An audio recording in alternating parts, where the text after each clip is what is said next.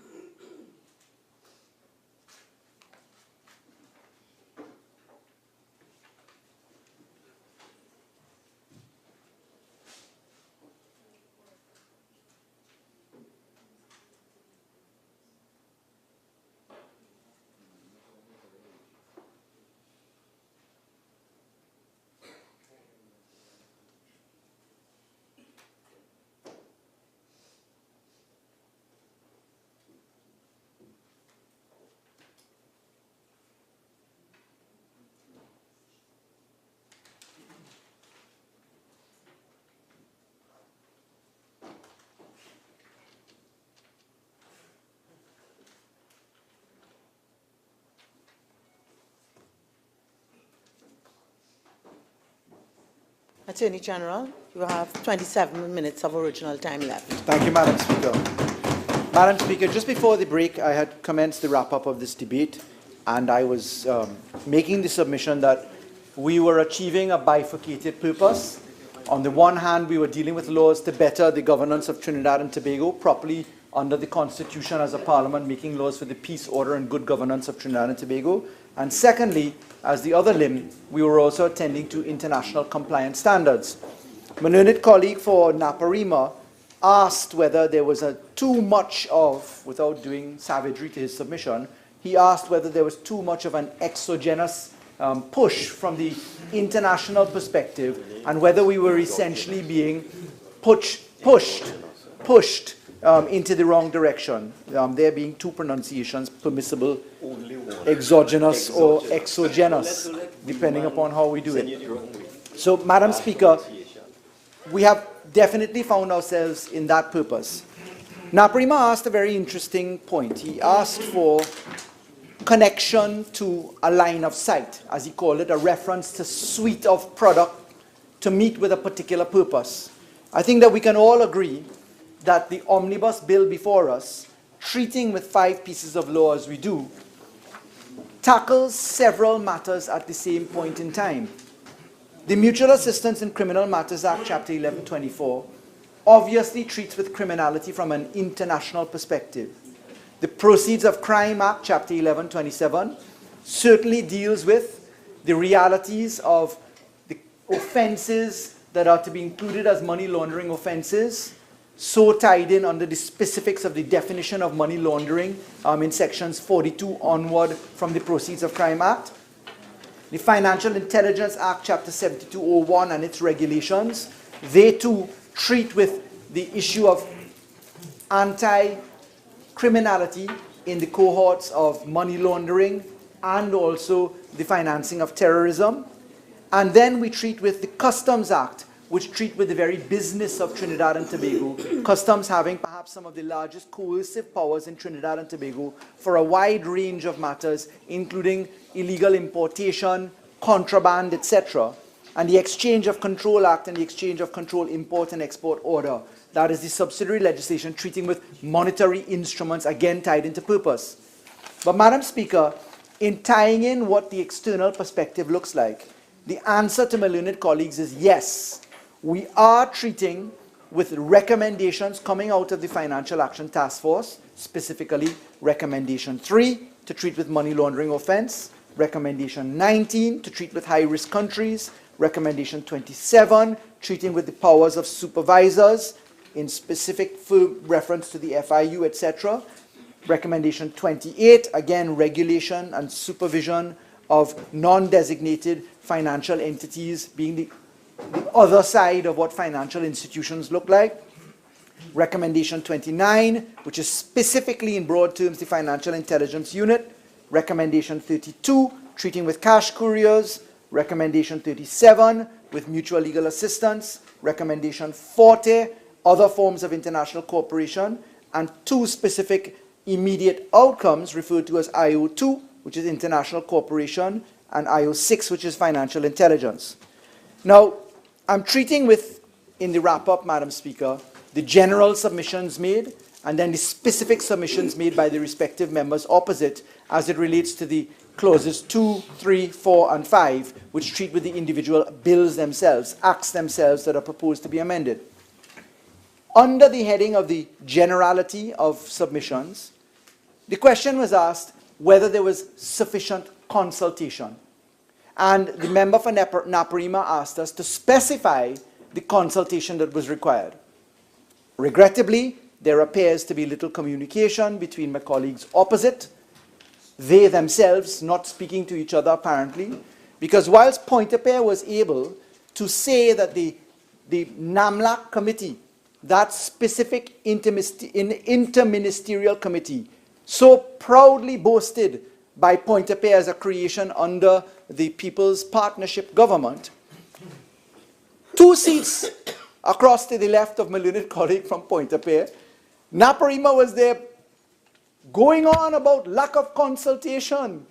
So there's one member talking about NAMLAC, which is a committee comprising members of the DPP, members of the Customs, members of the Financial Intelligence Unit, members of the Ministry of Finance, including Board of Inland Revenue, seconded membership for the Registrar General, members of brought-in consultation activity from the National Security Ministry itself, members of the specific task force. There's Pointe-a-Pierre boasting about it, and right next to him is Naparima unaware of it. I mean, Madam Speaker, it really is sometimes difficult to listen to my learned colleagues opposite. So I'd like to say for the record that there was vast consultation from the various entities, but I'd like to point out further, because my learned colleague from Pointe-a-Pierre said that a reflection upon the bills passed under the stewardship of then Prime Minister Mrs. Prasad Visesa, the member for Siparia, honourable member as she is, reflected certain things. Madam Speaker, I looked and participated in those bills in the 10th Republican Parliament. I was there. But I can tell you this, my predecessor had nothing to say about consultation. And my predecessor and the former Minister of Finance, Minister Hawaii, in 2011, in 2012, there was not a whisper of the word consultation. There was no condescension to particulars of contributions from stakeholders. There was no joint select committee. And yet, my learned colleagues come with this other point, a most spectacular point. We hear it time and time again. This is a 3/5 majority. Now, Madam Speaker, this one caused me great consternation. Today, as I heard the member for Naparima speak, and as I heard my learned friend, my good friend from Pointe-à-Pitre speak, I was flabbergasted. You see, the members opposite have said that this bill somehow requires a 3/5 majority. Let's go in order of sensibility. My learned colleague for Pointe-à-Pitre said the bills brought under the last government had 3/5 majority provisions stated in the preamble, and therefore a 3/5 majority requirement was there. But my learned colleague didn't bother to check that 3 bills were brought, 3 acts were passed, 2 of them required special majority, and 1 did not.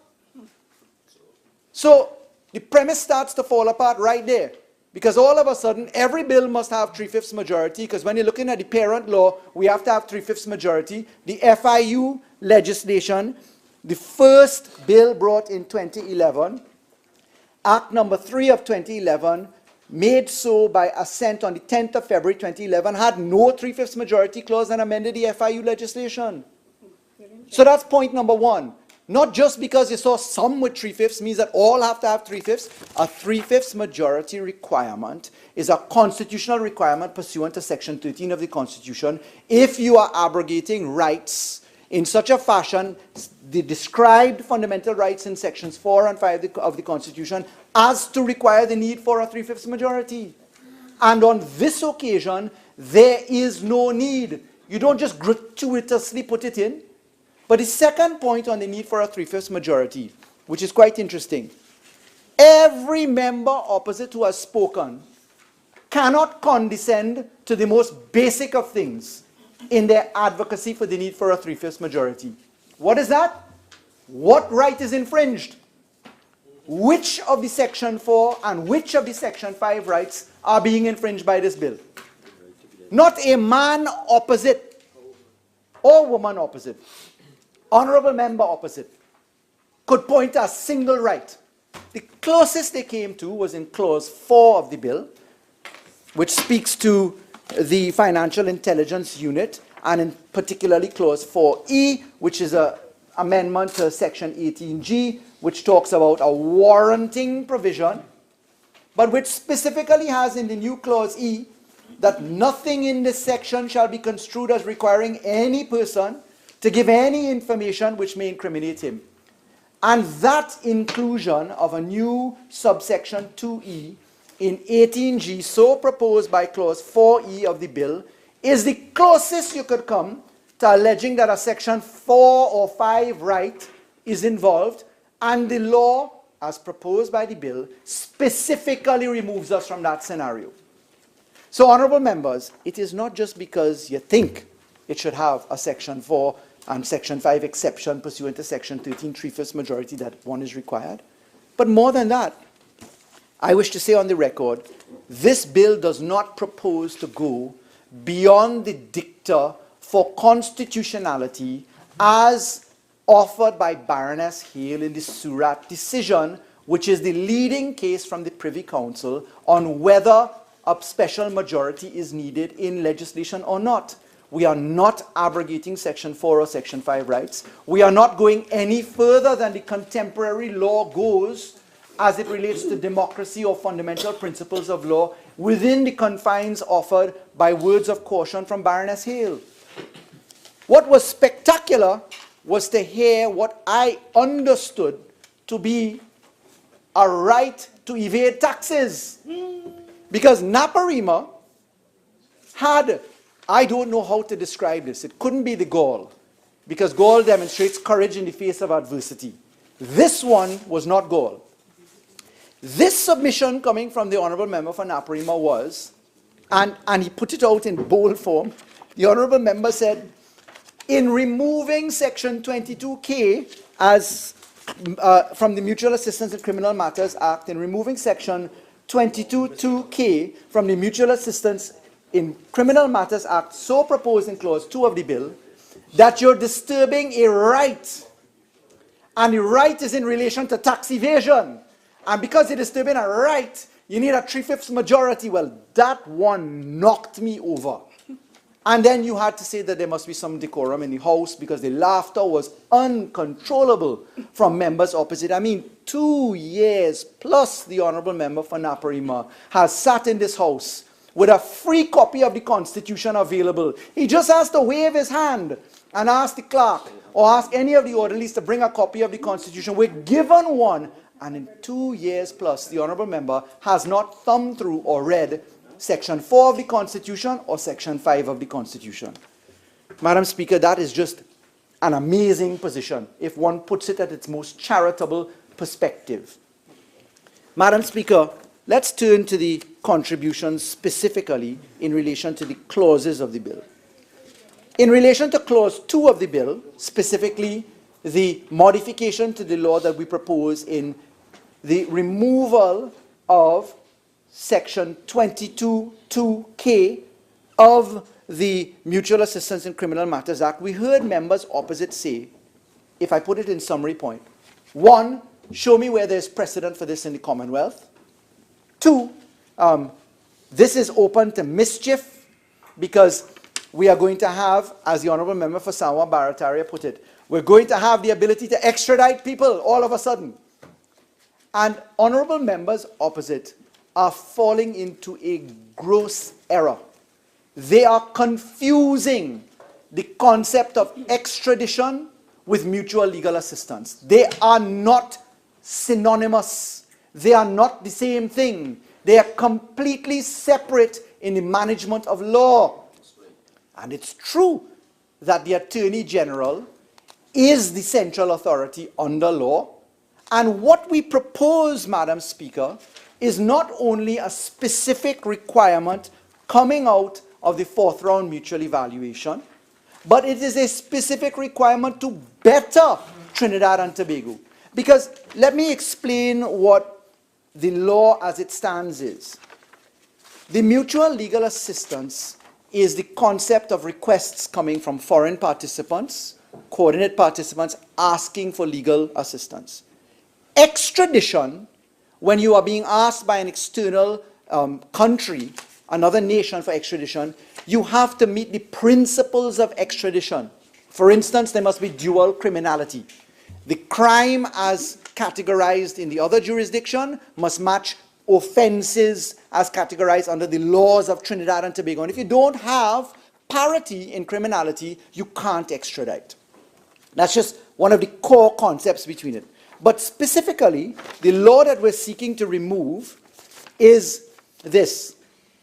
Clause 22(2)(k) of the current law says a request shall be refused where it relates to a criminal offense under the tax laws of a Commonwealth country, etc. So the Attorney General of Trinidad and Tobago must automatically refuse the request, subject to the caveats that follow, of any tax extradition matter. Anything dealing with tax matters. But Madam Speaker, most respectfully, we heard the Honourable Members opposite talk about the bona fides and benefits of a Joint Select Committee. Madam Speaker, they were in the Joint Select Committee for FATCA.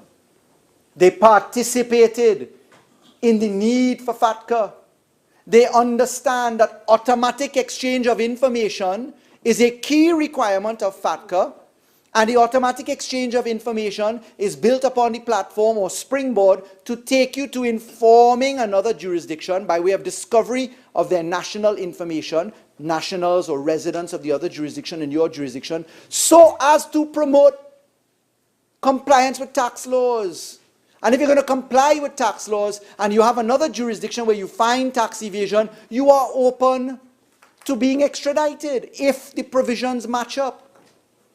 So FATCA requires it, 1989 FATCA, the Tax Information Exchange 1989 provisions of the intergovernmental agreement that we dealt with then, 1989, the 2016-2017 versions, but Madam Speaker, tied into another outlandish contribution from Naparima, another make-it-up-as-you-go contribution from Naparima, we're dealing with the concept of the Global Forum. And the honourable member for Naparima stood up with a straight face, telling this parliament, this government has done nothing, because the truth is, here is the OECD complaining about Trinidad and Tobago as the only country that has not met with the standards of the OECD. He didn't say what I'm about to say, that has not met the Global Forum standard. He didn't say that. And when I was in shock listening to him, the honourable member for Diego Martin North East said to me, like he's Rip Van Winkle, it reminded us of somebody awakening from a slumber of 100 years who clean missed the conversation on Global Forum. Because we went to the public domain and said, yes, it's true, Trinidad and Tobago is non-compliant on Global Forum because the last government did nothing to put us into compliance. And members opposite have confused the third round mutual evaluation by CFATF and the Global Forum OECD evaluation of Trinidad and Tobago, because none of them bothered to check that it's done in arrears. Let me explain that. The reflections by the member for Caroni East on the International Narcotics Control Strategic Report 2016, the INSCR report, was a report based upon Trinidad and Tobago as it existed under the UNC in 2015. The fourth round mutual evaluation, CFATF, was as it existed at the on-site of Trinidad and Tobago, January 2015, under the UNC. The third round mutual evaluation and us graduating out of the grey list, not blacklist, was because we were being assessed upon Trinidad and Tobago's technical compliance success in 2010 under the Patrick Manning administration. So it really is a dereliction of intellect for honourable members opposite, and in particular Naparima, to come up and just say, well, 2013 when we spoke was all about 2013, and 2012 was all about 2012, and all hail the member for Siparia for taking us off the grey list, when these things are done in arrears. Madam Speaker, it's embarrassing, Madam Speaker. I urge members opposite, don't just read what people give you, go and check the source material. Understand the processes. And Madam Speaker, the fact is, the third round grey listing is very different from the fourth round grey listing. The third round grey listing didn't have the consequences that the fourth round enhanced follow-up has, or that the ICRG processes has.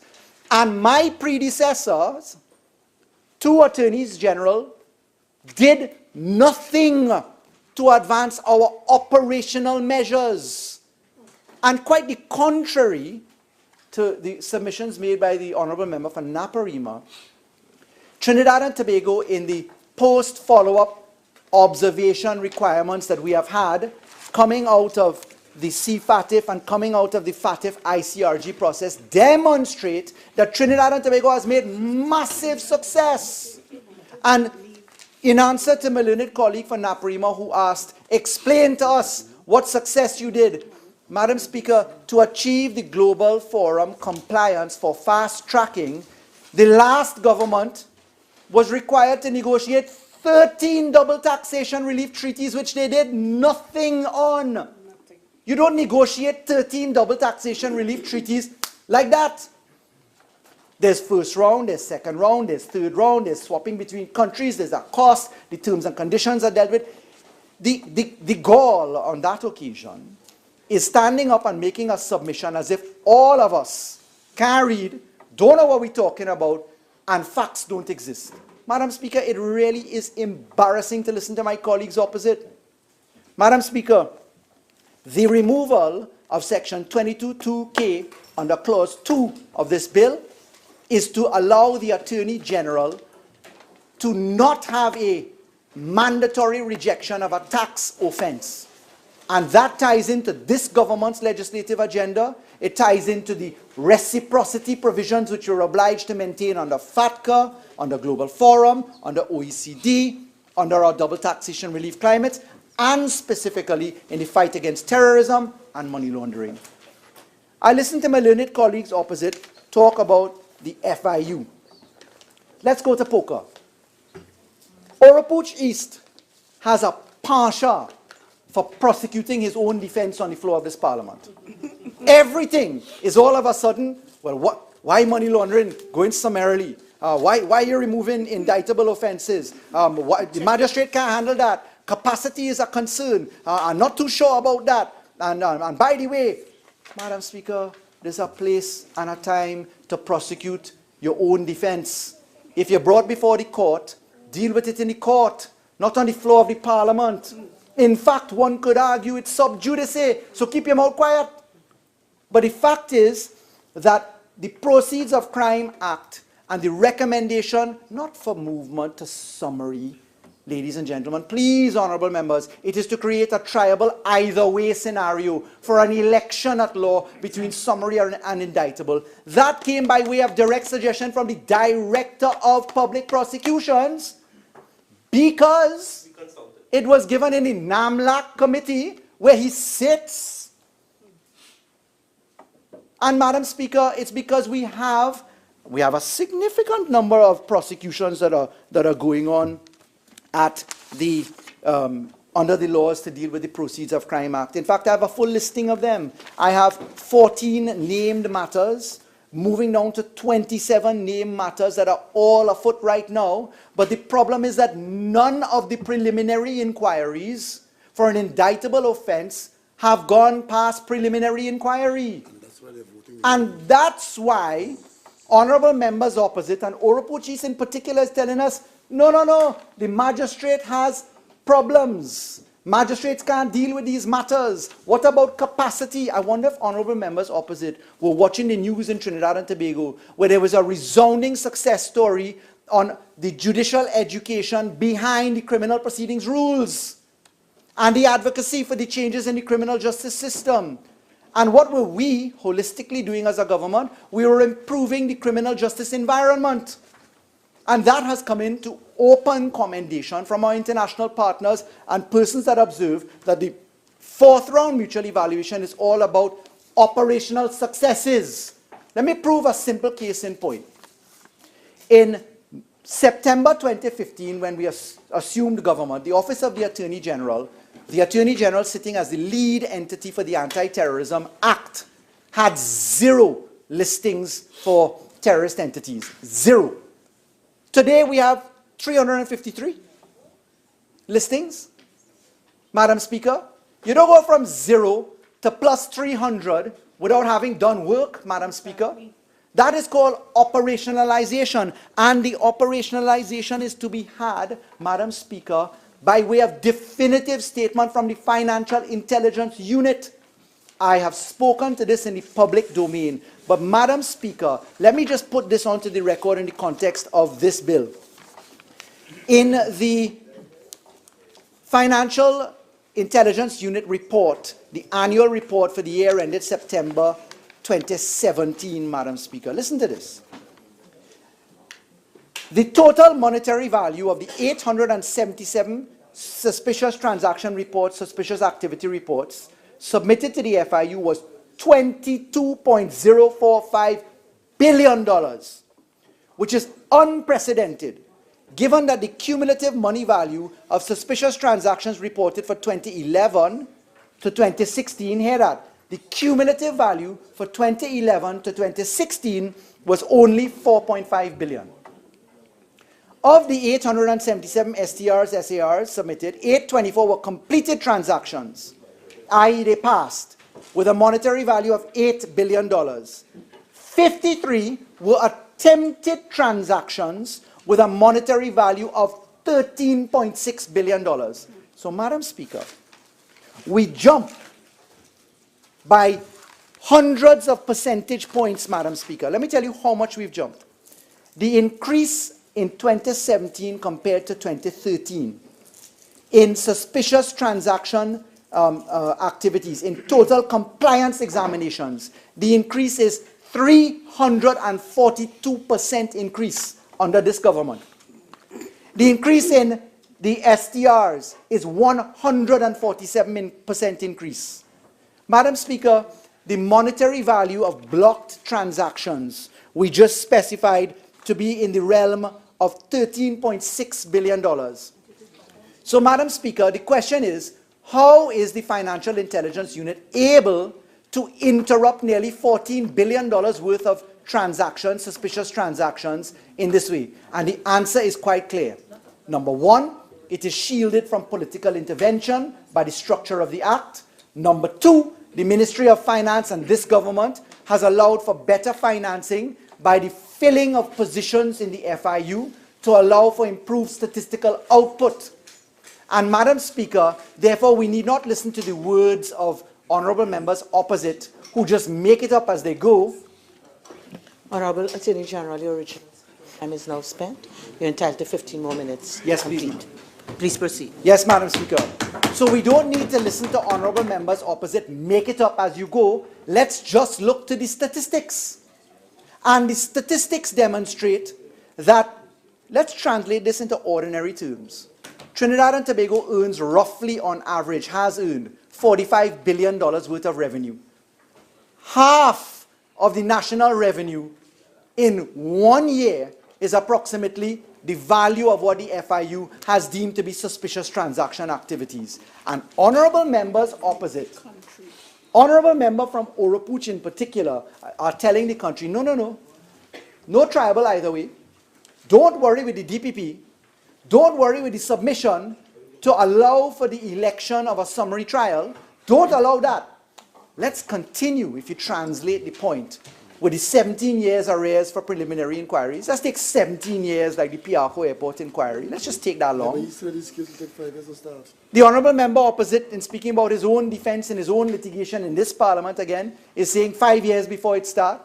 But Madam Speaker, the DPP has said to the country that we are required to consider this, and it's not without precedent. Under the Summary Courts Act, Section 100 of the Summary Courts Act, the second schedule of the Summary Courts Act, you have the ability to consider the tribal either way.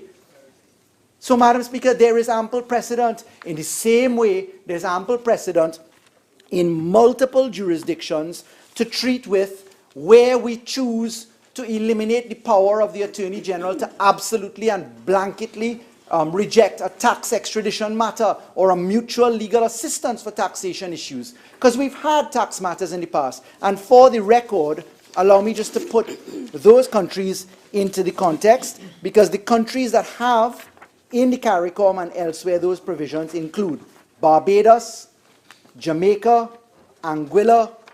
We have the United States of America in the Commonwealth. We have multiple jurisdictions that have the very same provisions.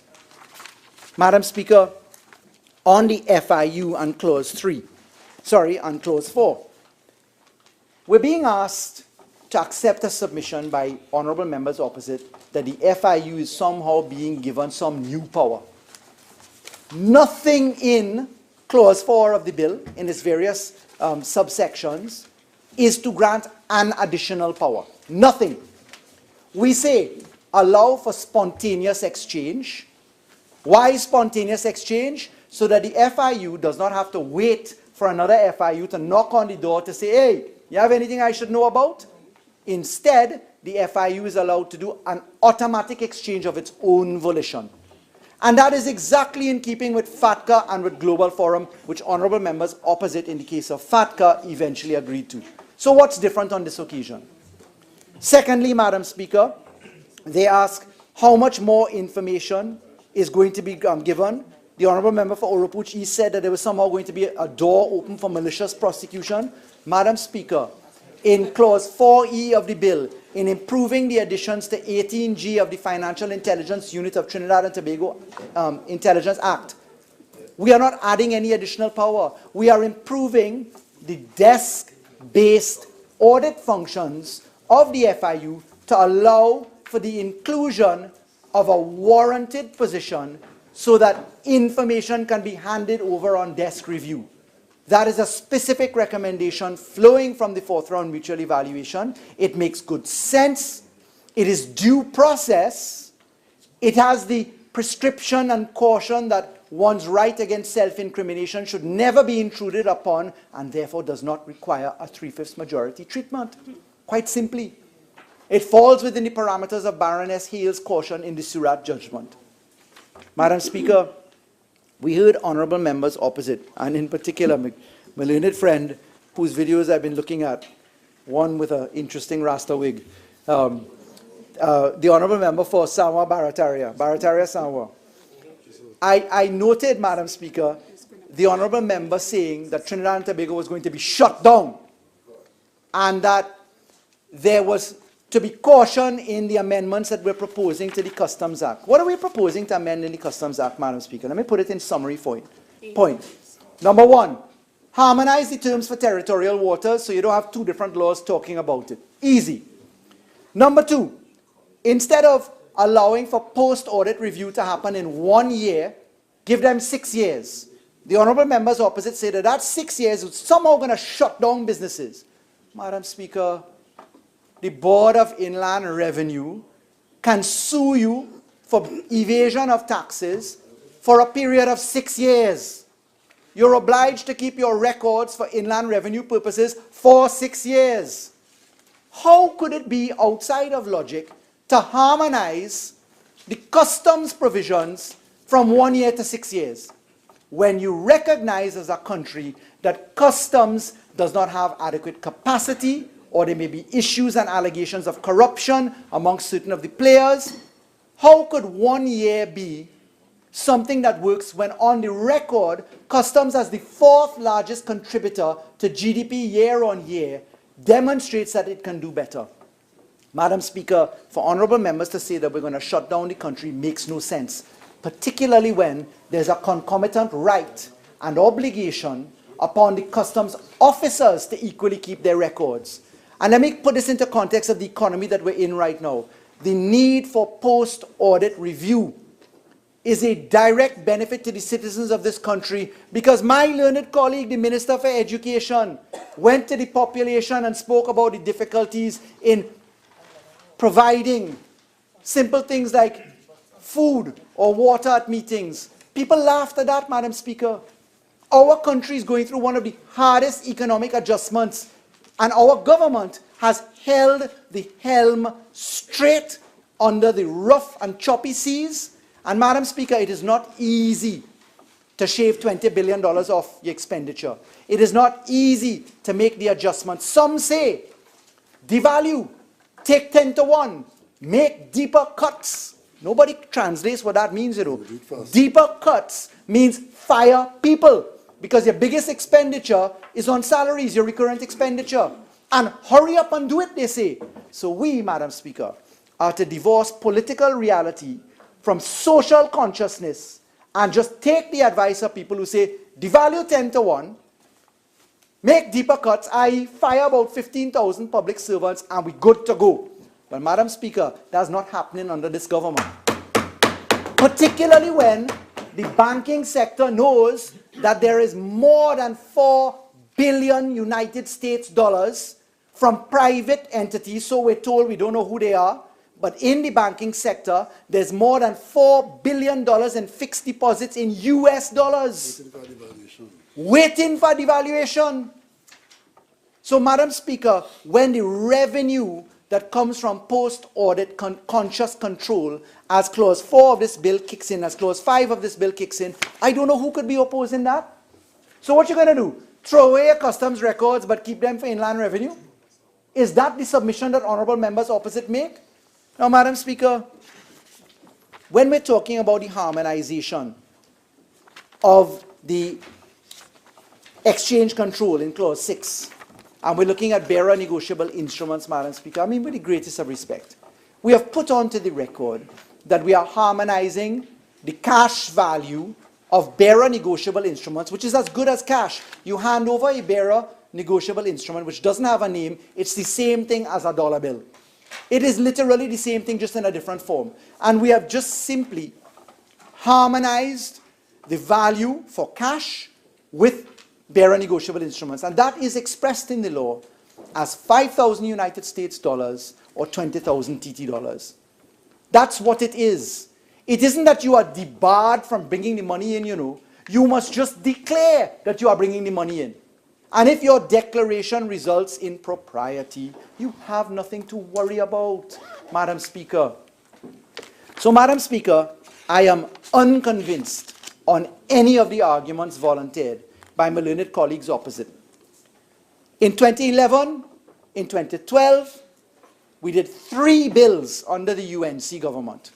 Not one went to a joint select committee. One of them required no special majority, 2 of them did. They are distinguishable from the current circumstance now. We are dealing with the external environment telling us, and Trinidad and Tobago agreeing, that we must comply with certain international standards.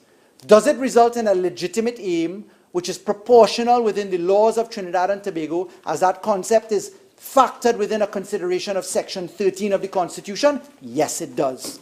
Why? We would be treating with bettering the revenue of Trinidad and Tobago under post-audit review conditions under the Customs Act. We'll be improving the Financial Intelligence Unit operationality for desk-based reviews. We'll be meeting with compliance standards required there. We'll be improving our immediate outcomes as we have and as we've been noted to have achieved in the follow-up reports for Trinidad and Tobago, where instead of being bad in all 11 of our immediate outcomes, we advanced in 4 of them and will advance further. Is it connected to a legitimate aim for tax purposes under the Mutual Assistance in Criminal Matters legislation? Yes, it is tied into our obligations for FATCA, for Global Forum, for the intergovernmental agreements, for the double taxation relief treaties. Have honourable members opposite even bothered to talk to each other about some of the provisions that they mention? It appears not, most respectfully. Madam Speaker, this is good law. This is necessary law. We need to get on with the work product in Trinidad and Tobago, and I beg to move.